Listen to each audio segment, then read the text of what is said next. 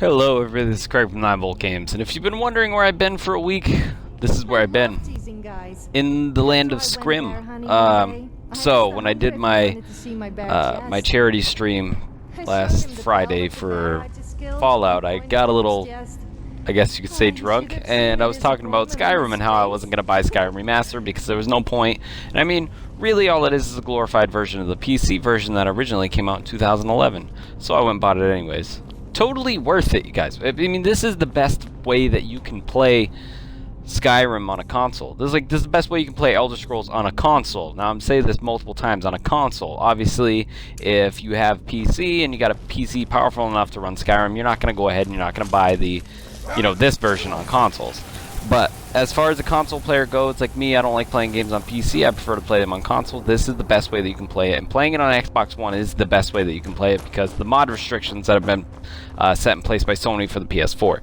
I do believe whereas you can load like 5 gigs worth of mods, you can't on the PS4. I think it's only 1 gig. So there's a pretty heavy restriction on what mods can even go up in the first place. So not to get people bouncing back and forth. I kind of wish I had Skyrim on the PS4 because I like the controller better, but I'll get it on Xbox One. But that being said, I played Skyrim. I don't like Skyrim as much as Morrowind. You all know this. But it's so much more fun now on the second playthrough. If any of you guys are planning to pick this up, a big deterrent might be having to go through that long-ass intro again. And guess what? You don't have to. There's a mod on there that's called the Alternate Start. That's why you see right now I'm doing a very basic beginning quest right now for the main story, but the best part is I didn't have to start the main story. I did the alternate start. It basically lets you pick your race, and all that stuff, and then you get to pick where you want to be, and you don't have to go through that whole opening intro scene with, Ulfric and Alduin and all that stuff. You just start off in a house, or you start off in the middle of the woods, and then you can do the main quest at your leisure. So I played for about 30 hours before I even started touching the main quest again, and this time I've made myself pretty much God mode without actually cheating with my stats and stuff.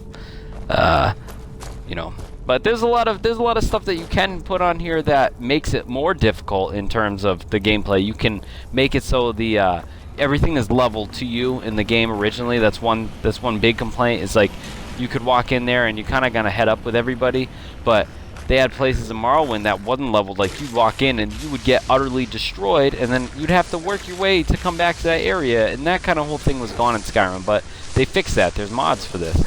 So there are some great mods. You can see this axe I have in my hand right now is ridiculous. It just sucks the life out of everybody and gives all their shit to me and automatically captures their soul as long as I have soul gems. That's making it so I can breeze through certain areas. I mean, I've already beaten the game now twice, 2 separate characters. So I feel like I've earned the right to cheat, but however, which is funny because when I had the ability to cheat with my stats in Skyrim, which is the soul trapping stuff, I did it. And now that I have the ability to just go into a room and up all my stats in here, I won't do it. I think it's really weird. It feels dirty. It feels wrong. At least with the soul trap skill, you had to work your way up to get those spells in order to soul trap them on yourself. Like, you had to work your ass off to get that. I don't want to walk into a room and hit a button and have a bunch of stats. And the reason I know about that room's existence is because I have those mods set it up on my son's game. This is my game. His name's Frisky. He's a Khajiit. I always play his goddamn Khajiit. My 4-year-old son did his first character build. He's an Argonian, and he's so excited, but he can't kill anything. I won't let him actually fight anything.